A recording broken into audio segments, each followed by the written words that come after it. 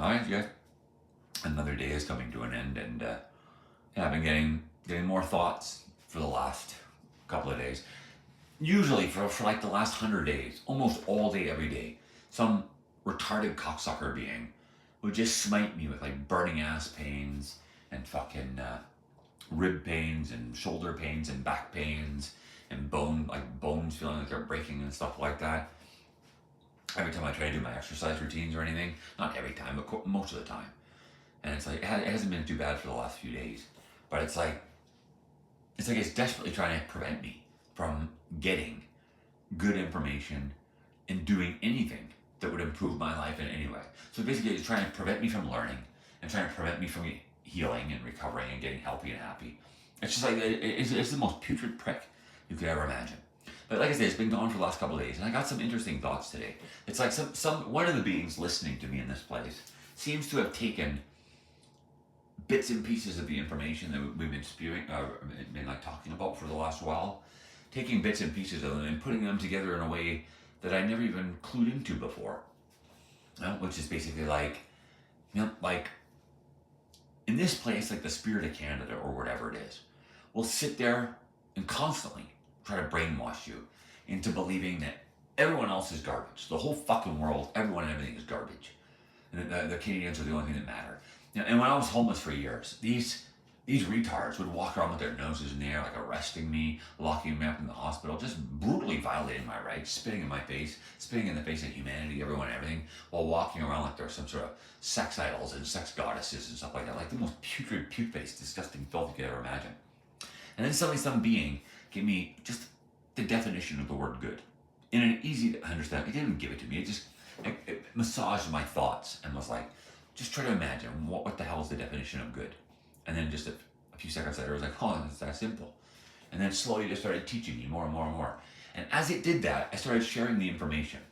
And what that was doing was planting genuine seeds of goodness on this world. And Canada started a non-stop attack, basically. 24-hour-a-day non-stop attack ever since. And it's been doing it for like 7 years, basically. Just constantly. So we've planted like, at this point, it's been like, I couldn't even begin to tell you how many seeds of goodness we've planted on this planet, because they keep having like a compounding exponential effect every time you add another seed of goodness. And it could even be something like a cryptic seed of goodness. Like if you're afraid of being attacked by evil or something, you could just create a cryptic seed of goodness, and that'll count towards spitting in the face of all evil in existence. But basically, like Canada became, with this God identity and everything that I have, an existence identity, and Canada constantly attacking me.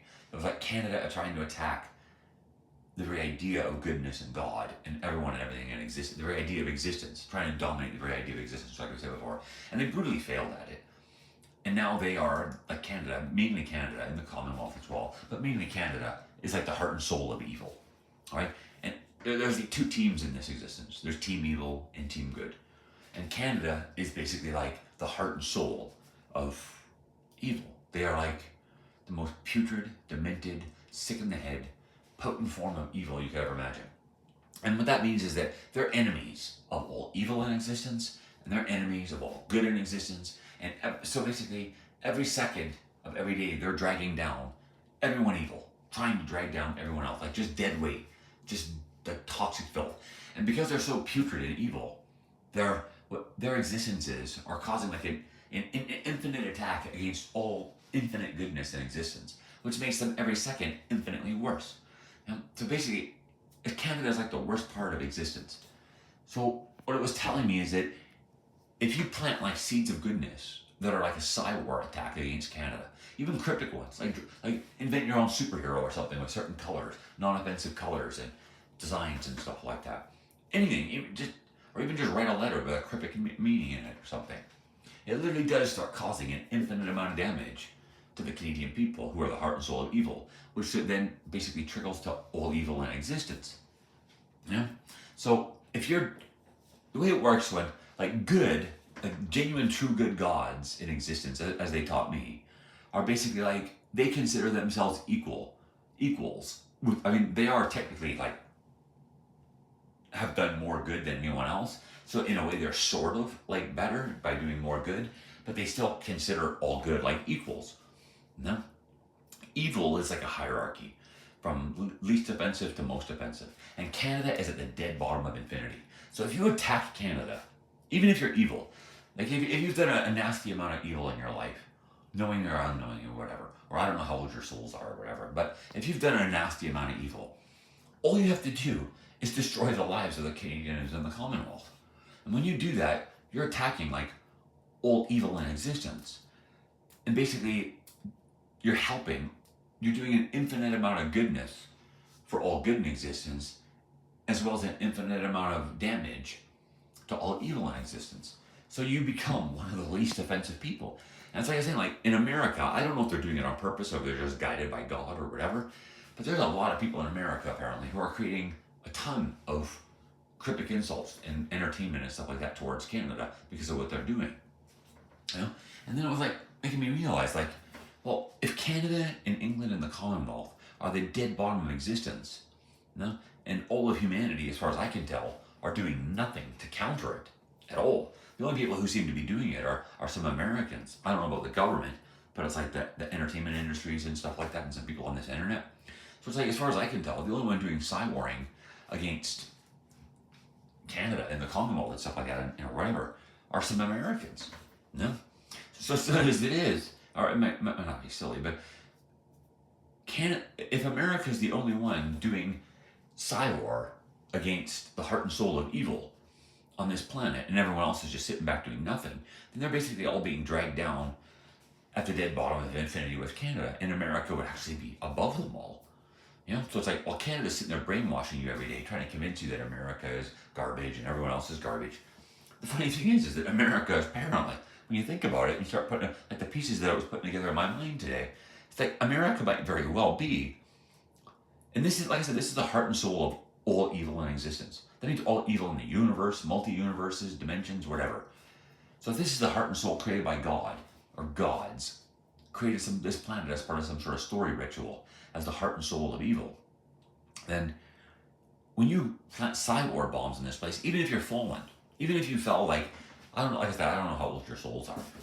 And if you're like a new person like me and you lived a miserable life, not knowing anything about good and bad, and you did sin and stuff like that, apparently all you have to do is just start doing some cywarring, spread some truth or whatever, write some journal entries or whatever. You'll probably be attacked by the evil beings, but, you know, for me it hasn't been too bad. It's been pretty bad, but whatever. Yeah. But when you do that, if you're a new soul apparently, who's never knowing or willingly done anything really horrible, you're basically attacking all evil in existence and brutally destroying them.